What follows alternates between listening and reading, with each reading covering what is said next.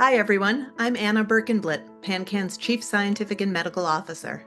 Thank you for joining us for a conversation about nutrition and pancreatic cancer. This is such an important topic. We know that good nutrition care improves outcomes for patients and is critical for quality of life. Our patient services team fields many questions from survivors and caregivers about how to make healthy choices, maintain weight, and minimize the side effects of treatment. Today, we'll be talking about all of these topics and more, including the important role of a dietitian and new guidance related to pancreatic enzymes. We'll also hear about leading edge research related to a common and hard to treat condition called cancer cachexia, which is characterized by significant unintentional muscle and weight loss. There will be a lot of information provided today, so if you have any questions or need personalized support, PanCAN Patient Services is available to you via phone and email Monday through Friday from 7 a.m. to 5 p.m. Pacific Time. This free service connects you to an expert case manager who can answer all of your questions. Now, I'm excited to introduce you to our panel of special guests. Let's meet them. Dr. Andrew Hendifar is an oncologist and medical director of both the Gastrointestinal Oncology Disease Research Group and Clinical Trials Office at Cedars-Sinai. We're also grateful for his leadership as a member of PanCAN's Scientific and Medical Advisory Board. Shelby Yasesko is a registered dietitian at UCLA Health, specializing in gastroenterology nutrition.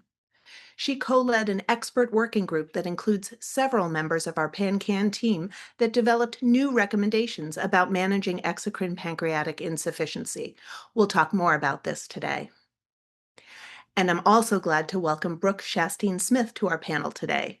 She volunteers for PanCAN's Survivor and Caregiver Network and is the caregiver for her father, Rob Shastine, who was diagnosed with pancreatic cancer in 2022. Through her volunteer role, Brooke speaks with people from across the country who are faced with this disease, offering support and encouragement. And this volunteer work is a family affair. Rob is also involved with the network. And lastly, we have Liz Sanchez with us. She is a PanCAN Patient Services Senior Case Manager who speaks with patients and their caregivers every day, answering questions about the disease, treatment, diet and nutrition, and much more. So thank you all for being part of this discussion. Let's get started. Dr. Hendifar, let's start with you.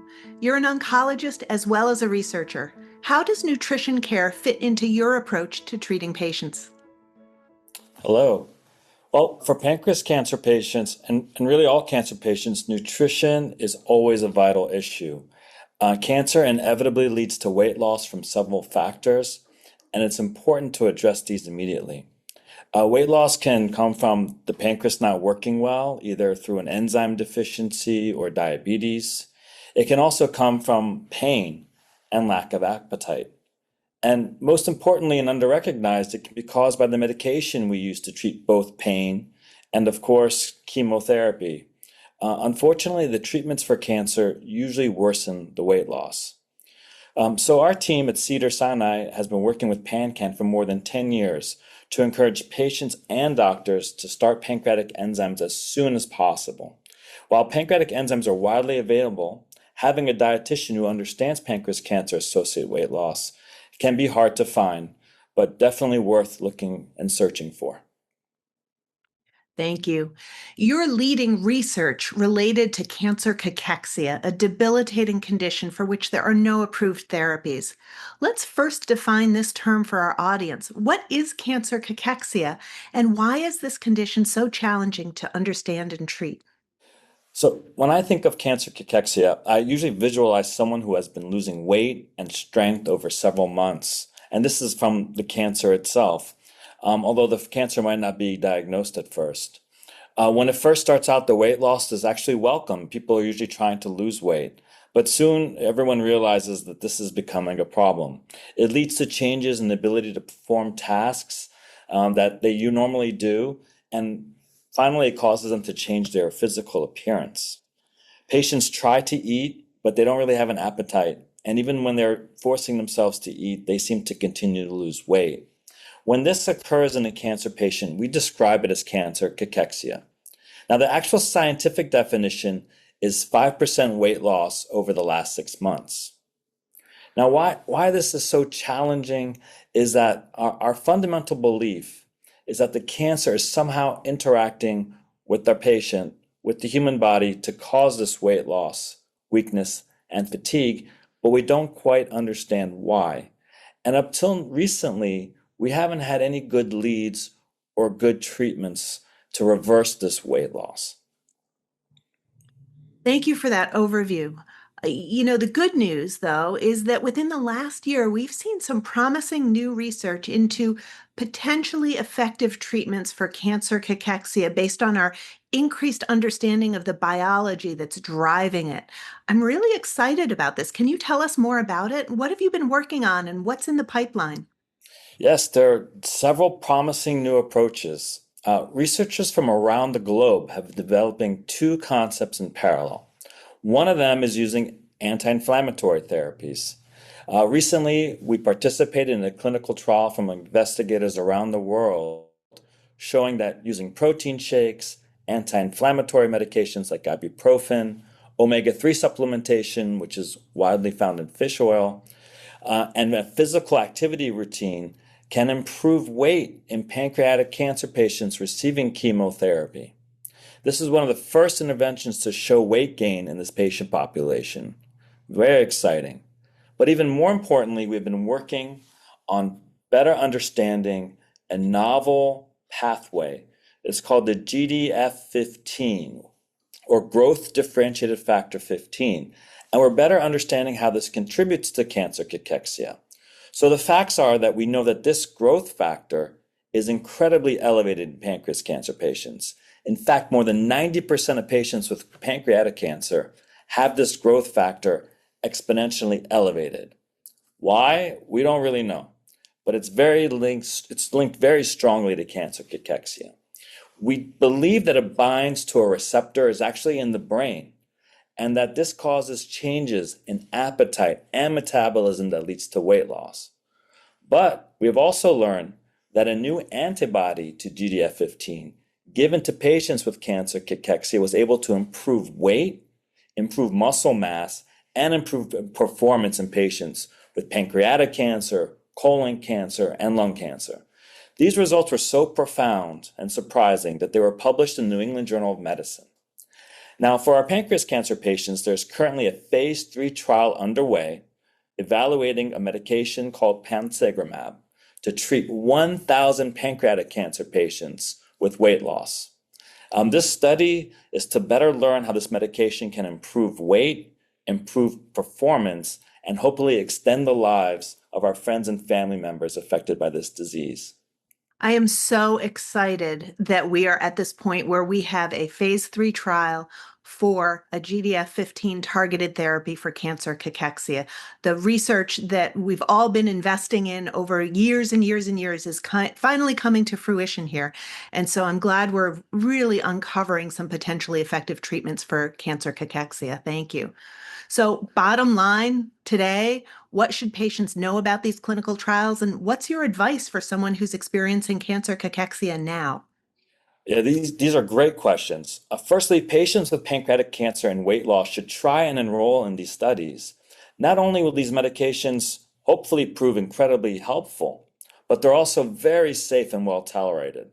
They're antibodies to the growth factor, and they're monoclonal, and they don't really have any side effects. I know it's hard to believe. And what is so exciting about this particular trial is that it's the first registration trial in cancer cachexia that's being performed exclusively in pancreas cancer patients. And historically, as we all know, we're usually the group that is left out from developing new medications. Now, for those unable to participate in this trial, please try and see a dietitian. They can help identify if you need pancreatic enzymes. They can also help you with techniques and menus, food menus, to avoid additional weight loss. And if seeing a dietitian is not possible, then please discuss your weight concerns with your oncologist and inquire whether pancreatic enzyme supplementation are indicated to help you digest your food and gain weight. Thank you, Dr. Hendifar. And I'll put a plug in for calling PanCAN's Patient Services as well, because we have tons of resources to help patients. So, perfect segue. We'll return to you a little bit later, Dr. Hendifar, with some more questions, but perfect segue now to bring in Shelby into the conversation. Shelby, as a dietitian, you work with patients diagnosed with pancreatic cancer and their families day in and day out. Let's start with the basics. What is a registered dietitian, and what role do you play on the care team? Yeah, thank you. And I think this is a really important question because it can get mixed up between seeing a nutritionist or a health coach, and then what a registered dietitian actually is. So, a registered dietitian is a healthcare professional that has specialized training and is registered under the Commission on Dietetic Registration in the States, in training specific to what's called medical nutrition therapy. So I like to explain it like, how do we use nutrition as part of the clinical care plan to help manage or treat a disease or condition? So on our cancer care teams, RDs do a lot of different things, and it can also depend on the patient population that we're working with. But specifically in pancreatic cancer, a lot of the work that a registered dietitian would do would be to help manage treatment side effects or complications that may pop up, help maintain body weight, strength, lean muscle mass, and help really optimize nutrition to help support quality of life as well as clinical outcomes. This is starting at time of diagnosis and goes all the way through that care continuum. Registered dietitians are recommended to be a member of every cancer care team since there are so many different nutrition complications that can arise during somebody's care journey all the way through survivorship. And sometimes, unfortunately, a registered dietitian's not part of the care team, as Dr. Hendifar just mentioned, but I would always encourage you to ask or seek those out because there are registered databases that you can look for with specialized dietitians who have specialty area in oncology care. Thank you. The expertise that you provide is so important right from the time of diagnosis. Shelby, I'd love to talk with you about the research that you've been involved in. You have co-led an expert working group through the Canopy Cancer Collective that also includes several members of the PanCAN team. And this group developed new recommendations for managing exocrine pancreatic insufficiency. This is a common challenge for patients with pancreatic cancer. It can often go unrecognized and untreated, and it can have a real impact on quality of life. So lay the ground for us. What is pancreatic exocrine insufficiency and why does it so often fly under the radar? So EPI essentially occurs from two different reasons. One, when the pancreas isn't producing enough digestive enzymes, or two, when there's potential what's called asynchrony, or those enzymes aren't mixing in the right timing that they used to. That can often happen if somebody has kind of a large GI resection surgery and we're hooking things up in a different anatomy than we had before. It's a new plumbing system. But often what we see, in pancreatic cancer is as the cancer cells can progress or the pancreas function isn't working as well as it used to, essentially we're not producing enough digestive enzymes to be able to really break down and absorb our food as well as we used to. And this can lead to a number of different things like malabsorption, unintentional weight loss or muscle loss, vitamin deficiencies or nutrition deficiencies, diarrhea, loose stools, urgency to have bowel movements frequently. People can feel really, really fatigued and tired despite them trying to eat more, get in more nutrition because they're just not absorbing it very well. It's really common in pancreatic cancer, but it's often missed because these symptoms can overlap with so many other things and conditions as well as just treatment itself. And there's not often routine screening for EPI that's built into the clinical pathways at institutions. So it is often under-recognized. Thank you, Shelby. And that's really the genesis of the project to help make sure that everybody gets recognized and then treated appropriately.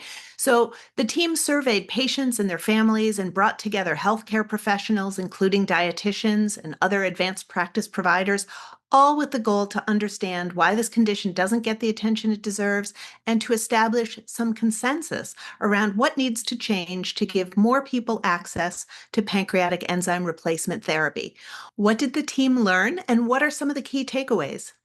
We use patients, caregivers, and clinician input through different focus groups, surveys, and discussion as part of the Canopy Cancer Collective, as well as with partnership with PanCAN. And we identified three big gaps. So number one, there's a lack of awareness of EPI, just all from start to finish. There's unclear ownership among providers for who is responsible for recognizing and diagnosing and who's responsible for managing and treating. And then there was significant access to barriers into receiving pancreatic enzyme replacement therapy, which is otherwise known as PERT, which is really the gold standard treatment for EPI management. We found strong consensus that standardized screening for EPI, clear clinical responsibility and ownership, and proactive education are needed in order to really meet the needs of patients with pancreatic cancer and EPI recognition and treatment. Wow, it sounds like we learned quite a lot. So, what's next for this project? Where does this research go from here? How does it stand to help patients and families moving forward?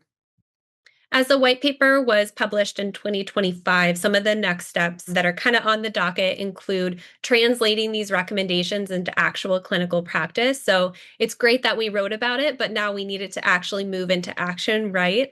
As well as educating care teams and informing future research on what gaps still exist and what we can do potentially to help kind of bridge those gaps.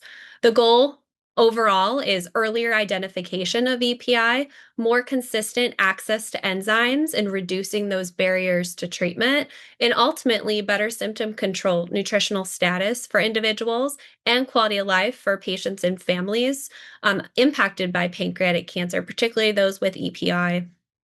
Thanks, Shelby. And again, I have to put a plug in for PanCAN Patient Services because we have the resources and the materials. We know what you all know from the work that you did together, and so we can help patients. As you'll hear more from Liz Sanchez in a little bit about how we can support patients with this issue.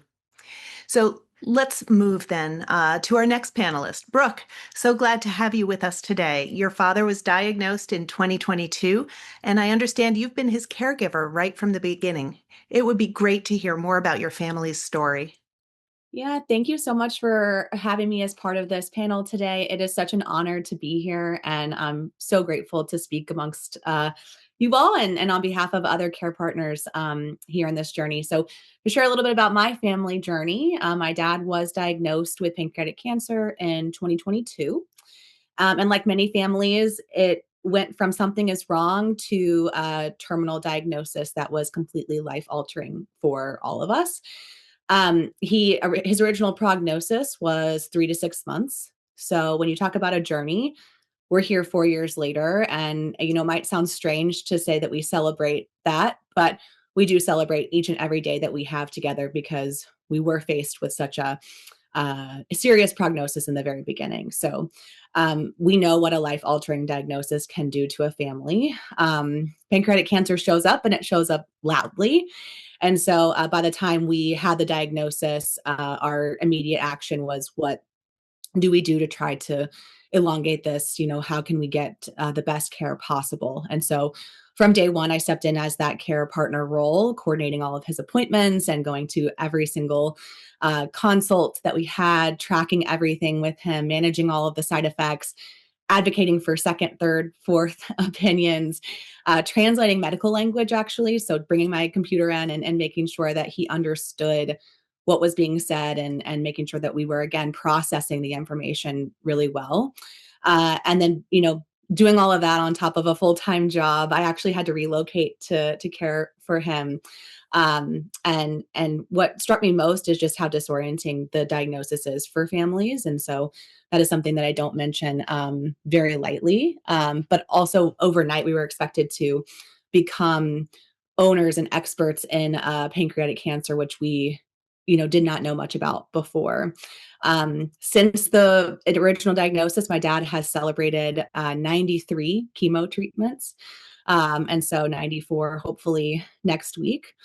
We've been through a lot of different variations of his treatment.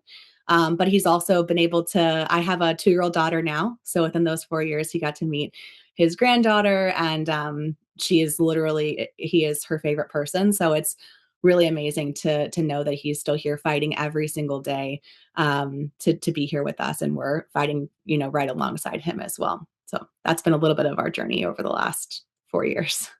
Wow. Well, so glad that your father is doing well and he's lucky to have you as his care partner for sure. So, given this long-term treatment, I imagine your father's nutrition needs have changed over time. How do you approach conversations about food and nutrition, both with your father and his care team? Yeah, it's interesting because nutrition, we're not a family of nutritionists or dietitian, Shelby. I wish we had that in our family. But we had to take nutrition very seriously. So once the diagnosis happened, and my dad had originally, his symptoms were that he couldn't keep anything down. It was very painful for him to eat. And so we obviously, he actually lost almost 50 pounds initially within that, the trying to figure out what was actually really happening. And so, as you can imagine, that was devastating to him. So you both have talked about fatigue and kind of what was really going on. And he was experiencing everything we both mentioned. And so, in doing that, I realized nutrition was going to be critical for success here. And you obviously research a lot of that. A big shout out to PanCAN is that we got some pamphlets from them. I actually used one of their, care partner social workers as well, to really try to understand what in the world can we do here. And so really early on, we had to have that discussion. My dad was not interested in eating, to be quite honest, and that was really challenging. So, with pancreatic cancer, eating isn't really simple in most times. So, with the loss of his appetite, the losing of the weight, digestive issues, of course, fatigue, food was no longer something that he was looking forward to with eating. It was actually becoming very painful, and he just didn't want to. So, um, food was not it was necessary for us to figure out a real, solve forward. And so what we really did was discuss how can we move forward with that. And honestly, whatever he wanted, we tried to make for him, to try to solve that. I will say one element that we discovered early on was Creon. So how can he start to replace those enzymes to make sure that he is digesting things properly? So he did add Creon early on in his journey to try to just get anything to digest for him, which was really beneficial, for our nutritional, aspect of the journey as well. Thank you, Brooke. Creon is one of the pancreatic enzyme formulations that's available for patients who have exocrine pancreatic insufficiency. And it's one of the pancreatic enzyme replacement therapies, or PERT, as you heard from Shelby. So you've talked, Brooke, about all the things that you've been doing with your father, and I don't know how you do it, but you also share your gifts as a volunteer as part of our survivor and caregiver network. So you talk with many people affected by pancreatic cancer from all over the country. What are some of your top tips and guidance that you share with everybody related to nutrition, especially for fellow care partners out there? Yeah, I will give another shout out to PanCAN for the mentor program that they have. It's been really amazing to be a part of, and my dad is a part of it too, which, we share that together. And so if anyone needs that mentor, type of a relationship, or seeking advice from someone, please reach out to PanCAN. They will match you with someone. But tips that I always share actually are: prioritize the calories over. For my dad, it was getting the calorie intake. So we really tried to do that over anything that was perfection. What we needed to do was get him to eat anything. So was it a smoothie? Was it a protein shake? What could he do to tolerate it and get that in? That's really, really critical. Also, don't be too hard on yourself if you are a care partner or even the patient. It's a journey together. So understanding each other and knowing that, yes, the person may not want to be eating right now. I know there were times where I was unfortunately forcing, my dad to eat things just so that he could get that calorie intake. And he did not want to, but we made it through, and he did actually gain all of the weight back that he had lost, which was, incredible. It happened over time. But definitely also ask about a dietitian. So that was one other thing that I did immediately when I think actually at our first appointment, And we were down actually in the infusion room, and a dietitian came to meet with us because I was adamant that we needed to fix this nutritional gap that he had.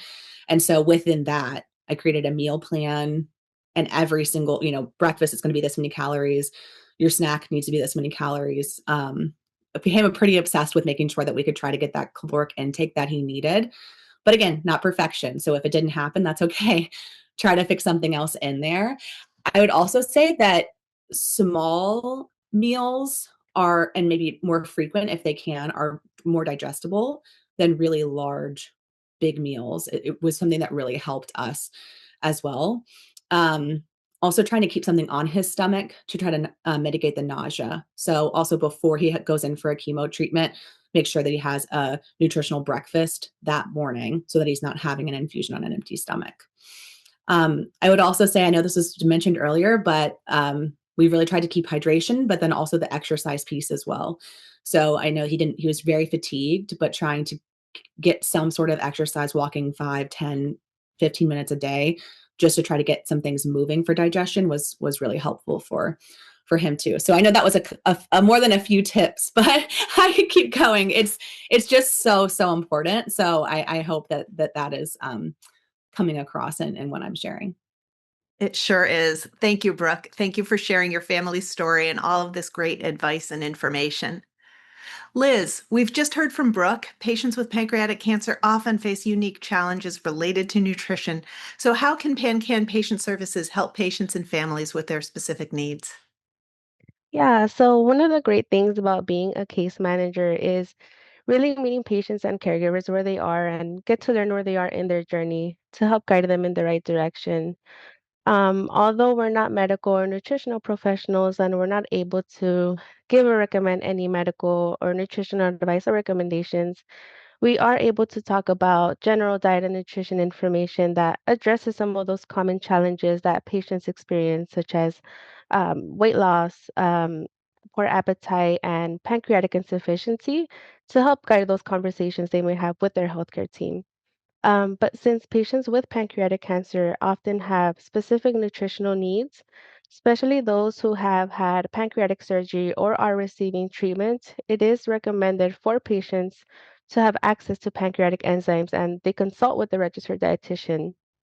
A dietitian who is familiar with cancer may be able to create a personalized diet plan that is specifically for pancreatic cancer patients and we're able to provide patients with a high volume pancreatic cancer dietitians if they need to locate one in their area. We also have our incredible diet and nutrition booklet that has so much information addressing some of those nutrition challenges that patients may have, as well as healthy eating recommendations and meal plans specifically for pancreatic cancer.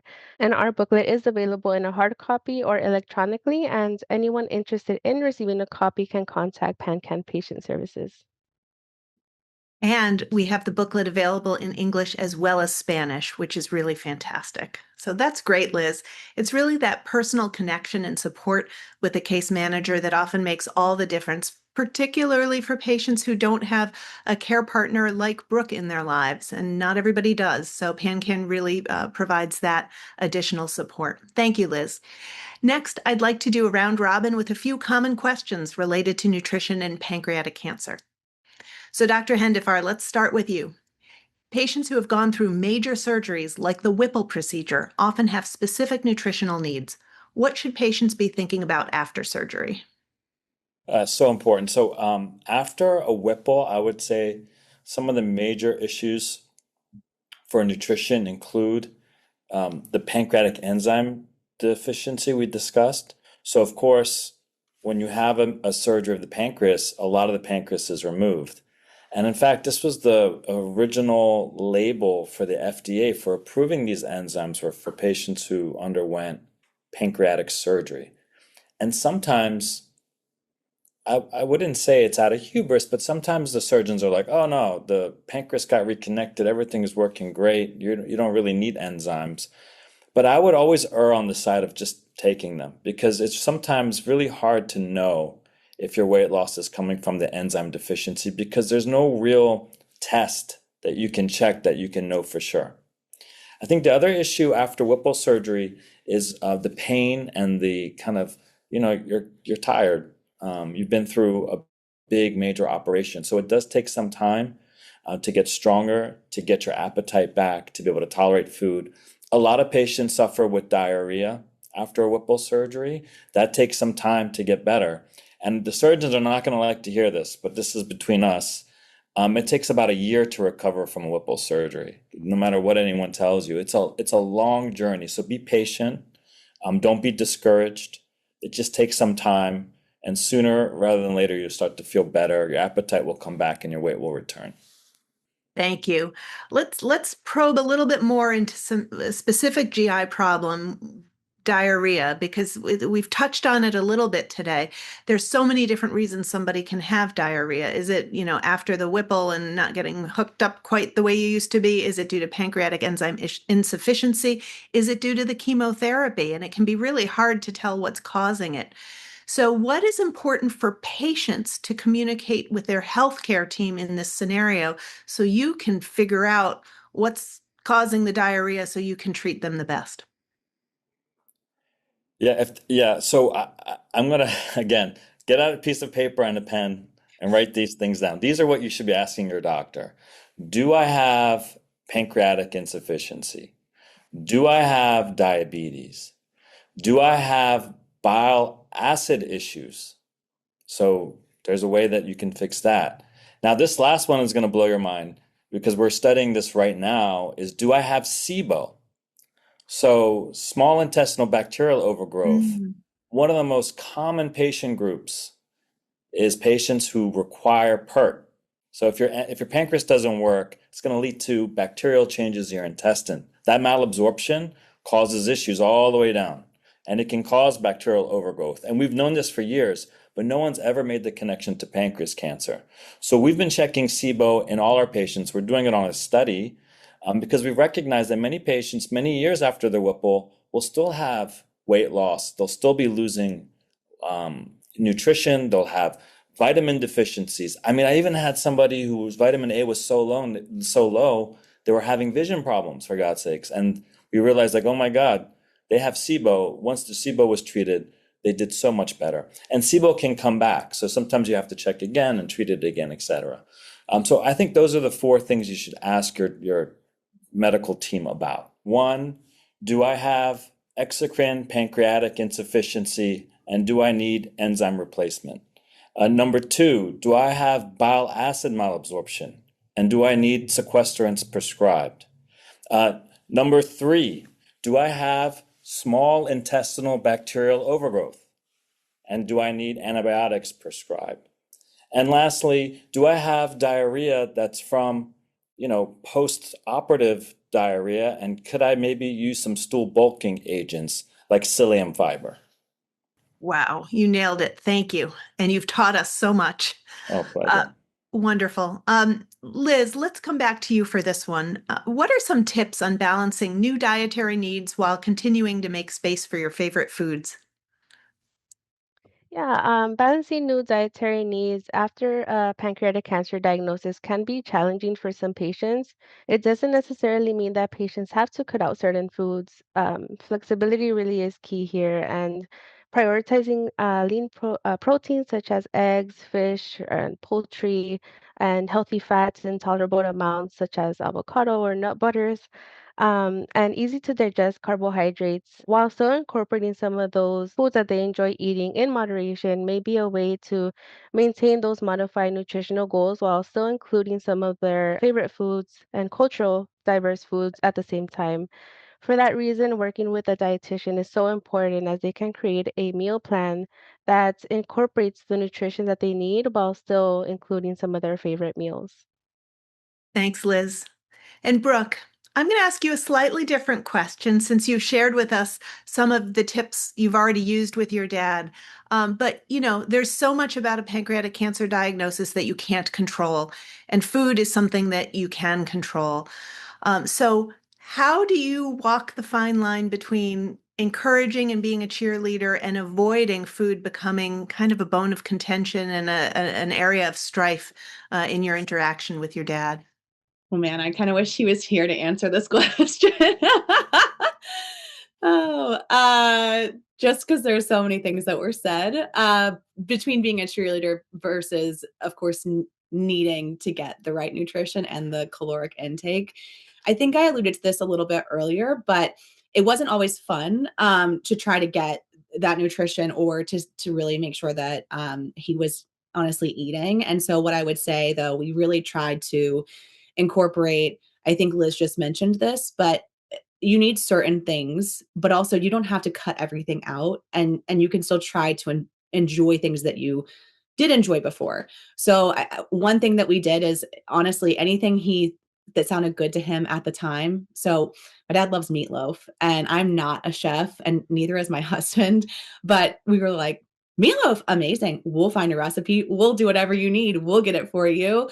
And I think honestly, that was one of the like core memories that we have is because it was the first meal he actually ate and tried to keep in and digest. But to balance it, to answer your question, is really just trying to have really open, honest conversations about what feels good, what's okay, and what's necessary. We're all after the same goal here. So how can we make sure that we can try to get you what you need? And I will also say celebrate the small wins because I remember there was a time where I think he finally was like, yeah, fine. I'll drink the smoothie that you made me. And yes, okay, thank you. This is something, and he was able to keep it down and able to tolerate it. And so those are things that I would say, again, trying to balance between the cheerleader and the enforcer of just try to work together and find something that is a happy balance. And then also something that you can agree on, but then celebrate it if you were able to tolerate it afterwards. I hope that was helpful. Great advice, Brooke. Thank you. Yeah. So, Shelby, let's come back to enzymes. What would you recommend for patients who think they may benefit from pancreatic enzyme replacement therapy? Where should they start and what are some next steps? I'd say first start just by opening up the conversation with your oncology care team. If you're working with a general medical oncologist or your physician's not specialized in treating GI, but they treat all different types of cancer care, sometimes they don't know about EPI, to be honest, and they may have heard of it or read it in a textbook, but they're not routinely kind of treating and managing. So we often see things like underdosed prescriptions with providers that are not familiar with prescribing pancreatic enzymes. So I'd say first, just start by opening up that conversation, asking the questions, ask about if they're familiar with EPI, if they think you might kind of have EPI or qualify to have EPI, and if pancreatic enzyme replacement therapy may be potentially beneficial for you, whether it's a short-term trial or whether it's moving forward with more of a longer-term therapy with it. A registered dietitian that specializes specifically in oncology care is a tremendous help. I'm a dietitian myself, so a little bit of bias there, but also I know the field that I work in, there's so many dietitians that are incredible clinicians that can really help assess, help guide dosing and the timing of pancreatic enzyme medications, and help troubleshoot side effects just in general throughout the cancer continuum. So if enzymes are prescribed, we also have to follow up on them to make sure that we don't need adjustments in dosing or if there's any changes to your diet pattern. They are meant to be taken every time we're eating our meals and snacks, which can be a misconception depending on who you talk to. So I do think it's important to make sure that your team has the expertise and knowledge to prescribe and follow up on your enzymes. And if they don't, that's okay. We can find somebody else that may have that expertise to better support you in this area. Fantastic. Thank you, Shelby. So, Brooke, we've covered a lot of ground. Last question, drawing from your volunteer work and your role as a care partner, how can families advocate for better nutrition support? What are some ways to approach these conversations? Any kind of final thoughts here? Yeah, absolutely. One thing I want to just say is that family members or care partners, you're an essential member of the care team. So advocacy is critical to success, and please know that. If the patient can't advocate for themselves, please help them advocate. It's really, really, really important. Sometimes nutrition can feel secondary to the actual treatment, so chemotherapy or scans or those results, but nutrition is foundational, and that's one thing that we continue to go back to. You need nutrition for strength, and that determines resilience for the patient to be able to fight. So I would say advocate early, advocate as much as you can. ask for the dietitian. That was not something that was given to me. I had to ask for that. So glad that I did. Ask about the enzymes. So that's really key. I think that's been a common thread throughout today. So, but ask about that and make sure that you can get ahead of it if you can, or on top of it. Pancreatic cancer moves quickly, so anything that you can do proactively to support really matters. I would say that above and beyond everything else, the greatest gift that you can have together is a partnership. So with your dietitian, with your care team, doctors, physicians, and obviously the patient and the care partner as well. Families, you don't have to carry this alone. So remember that you have others to care with you. And again, I think that the PanCAN is an amazing resource for that. And so again, you're not alone. And we're all here to help you get through this. So that's what I would say. Wonderful. Thank you. Thank you all for participating. This was a great conversation. Really, really thank you. Thank you so much to our incredible panelists for taking the time to share your insights and expertise with us today. This has been such a great conversation. We covered a lot of ground, so please get in touch with PanCAN Patient Services for more information on any of the topics we discussed. Our team provides free support and resources to help patients and caregivers navigate any questions related to pancreatic cancer. Contact PanCAN Patient Services and a case manager can help you. I'd like to take a moment to thank our partners and sponsors. Thank you to our leading national partner, Revolution Medicines. Thank you to our national education partner, Ipsen. And thank you to our webinar sponsors, AbbVie, Eli Lilly, Immunovia, and Endevica Bio. And thank you to our scientific and medical affairs industry champions, Astellas, Immuneering, Ipsen, Novacure, Partner Therapeutics, and Revolution Medicines. Also, a very special thank you to all our donors joining us today. All of the research we fund and the comprehensive support PanCAN provides to people facing pancreatic cancer is only possible because of you. Thank you. And don't forget, PanCAN Purple Stride, our biggest community event of the year, is just about a month away on Saturday, April 25th. It's a day of hope, inspiration, and fun, and every dollar raised is a step toward a cure. Register for free at purplestride.org. Thank you all for tuning in. A recording of this webinar will be available if you want to watch it again or share it with friends and family.